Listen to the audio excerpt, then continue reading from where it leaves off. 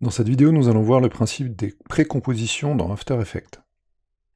Si vous n'avez pas suivi les vidéos précédentes, vous pouvez télécharger le fichier After Effects et les éléments dans le lien ci-dessous.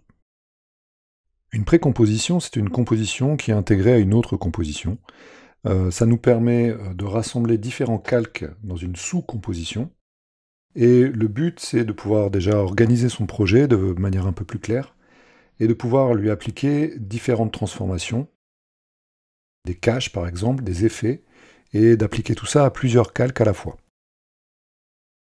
Pour créer une précomposition, il suffit de sélectionner les calques qui nous intéressent. On va commencer par créer une précomposition pour tous les calques de son. Donc je sélectionne avec Shift les différents calques, et j'ai juste à faire un clic droit, précomposition. La fenêtre qui s'ouvre nous propose de lui donner un nom, et surtout nous propose de transférer tous les attributs dans une nouvelle composition. C'est important d'avoir cette case de cocher. On va changer son nom, on va l'appeler précomp, donc je vais laisser précomp, comme ça on sait que c'est une précomposition. Précomp son. Si je clique sur OK, on n'a plus qu'un seul calque qui contient en fait tous les calques de son. Je vais changer sa couleur, je vais l'amener en bleu-vert pour que ça corresponde à la couleur des calques son. Et là, ce qui est intéressant, c'est qu'on va pouvoir donc gérer, par exemple, le niveau de l'audio de ce calque. Si notre son est trop fort,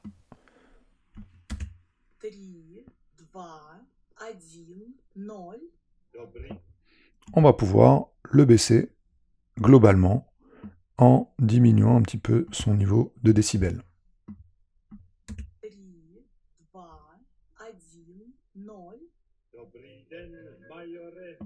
Mais on peut aussi, bien sûr, créer un fade-in ou un fade-out sur tout ce calque de son. On va faire de même avec les autres calques.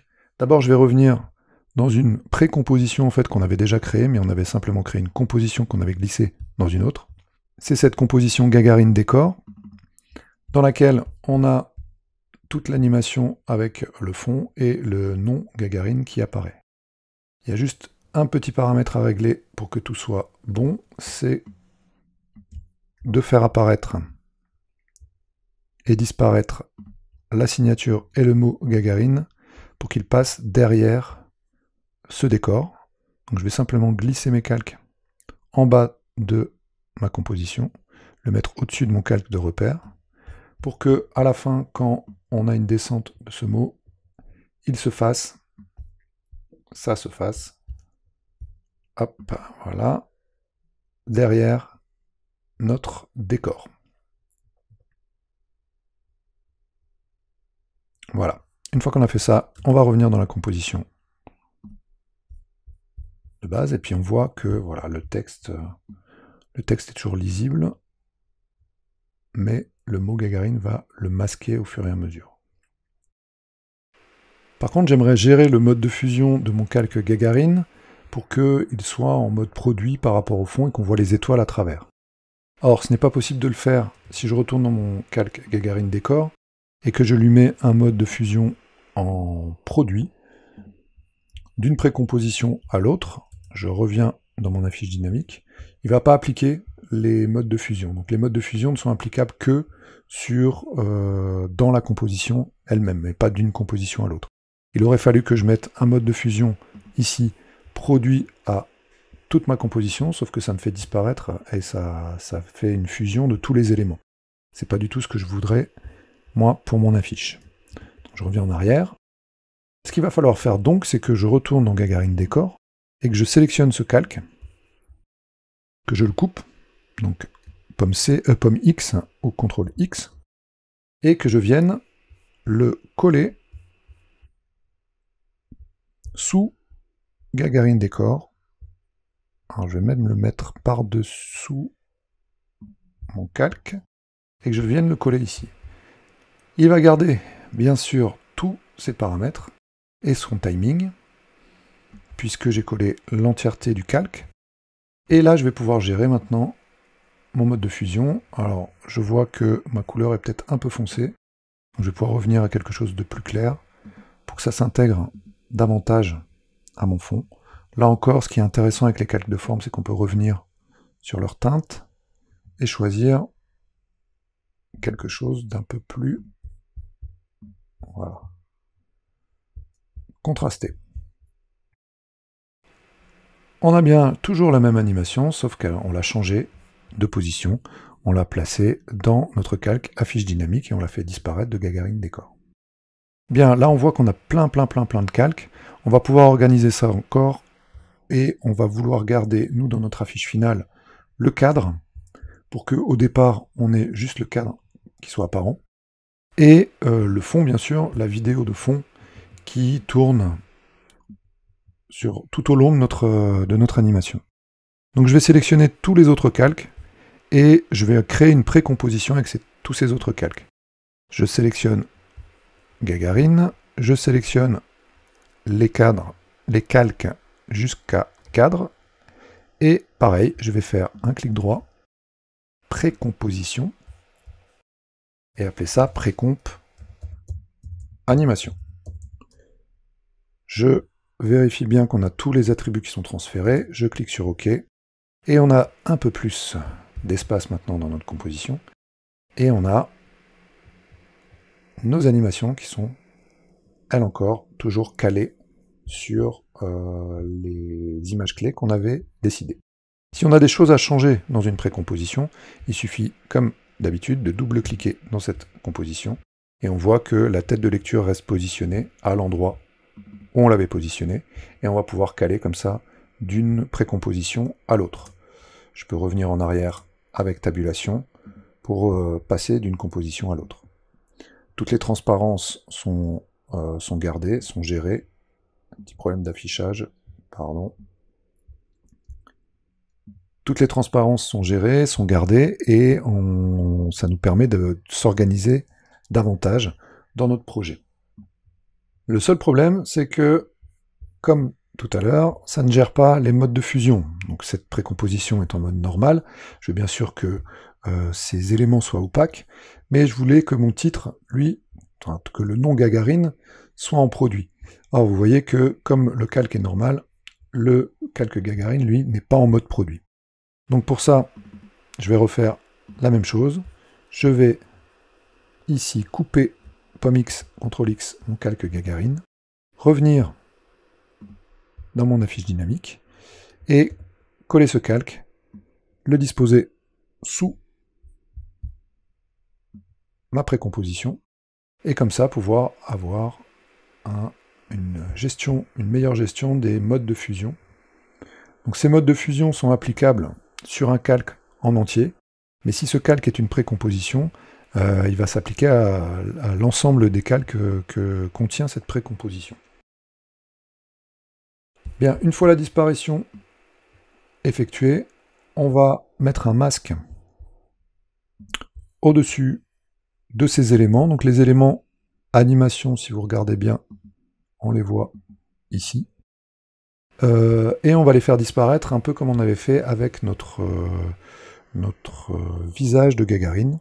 Donc je vais reprendre dans ma texture la vidéo avec l'encre, et je vais la positionner au-dessus de ma précomposition. Cette vidéo, qui est très courte, je vais la déplacer, la positionner à la fin de ma vidéo. Voilà, à partir de ce moment-là, je veux que mon calque vidéo soit caché par cette disparition. Voilà, total ici. Donc si la fin de ma composition est là, je vais pouvoir déplacer tout ça, gérer mon timing.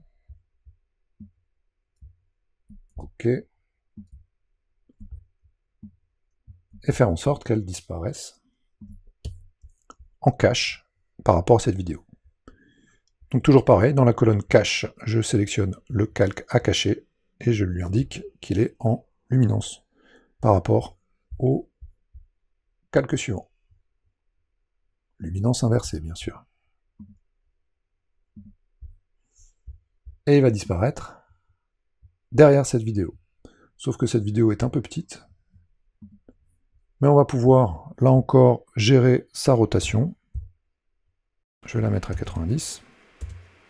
On va pouvoir gérer son échelle avec S, l'augmenter. Bien sûr, on va perdre en qualité, il va nous créer un petit peu de flou, mais pour ce genre d'effet, c'est pas très dérangeant d'avoir une qualité un peu moindre. Et on a bien disparition de la ligne, et ensuite les éléments qui vont disparaître au fur et à mesure, cachés par cette vidéo qui nous a masqué puisque c'est devenu un cache, mais on le voit ici. Donc c'est un grand intérêt si on veut masquer beaucoup de calques en même temps, cacher différents calques en même temps, si on veut les déplacer. Bien sûr, je vous ai montré les objets nuls, mais créer des précompositions, ça permet aussi de gérer son timing, de déplacer les éléments. Par exemple, je sais qu'au départ, je veux que le titre 3 n'apparaisse pas tout de suite. Donc je peux, pour laisser un petit temps, je ne sais pas, une seconde au départ, avant que le 3 apparaisse, il me suffit, une fois que j'ai créé toutes mes précompositions, de sélectionner les calques que je veux faire, que je veux déplacer. Donc je vais sélectionner tous mes calques, sauf le cadre, et sélectionner bien sûr avec pomme ou contrôle le calque de son pour que tout reste calé, et pouvoir les déplacer pour qu'on ait une seconde de pause, et que la vidéo continue, ensuite l'animation, et que tout reste calé sur les différents moments de mon animation. Disparition et disparition. Ici, je vais déplacer un peu ça. Et disparition du reste. Boum, boum, boum, boum. Voilà. Donc le timing est bien. L'ensemble est géré. On va tester l'animation. Une pause. Le son est toujours calé.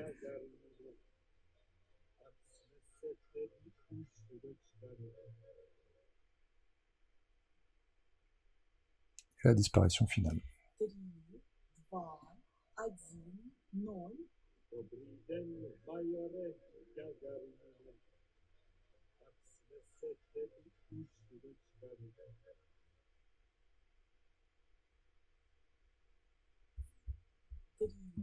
Voilà, peut-être que la disparition du mot Gagarine pourrait arriver un tout petit peu plus tôt, avant la disparition de l'autre. Donc je vais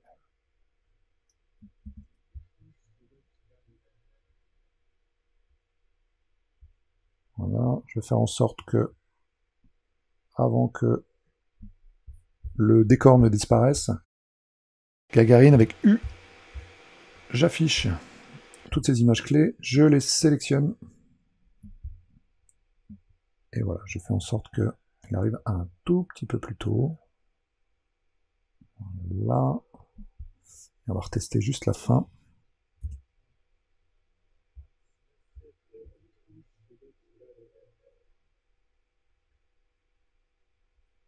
Très bien. Voilà, une fois que le timing est satisfaisant, on va pouvoir s'intéresser aux effets, puisque After Effects porte bien son nom. Il permet d'appliquer plein d'effets différents sur des vidéos, sur les différents calques et sur les précompositions. On en verra certains. Il y a à peu près 200 effets qui sont intégrés à After Effects. Il y en a des très utiles, d'autres un peu moins, ça va dépendre de votre projet. Ici, dans ce projet, on va voir des effets de flou, on va voir des effets de teinte, voilà, des effets qu'on peut retrouver dans des logiciels de retouche photo comme Photoshop. Donc pour ceux qui utilisent ce type de logiciel, vous ne serez pas dépaysés.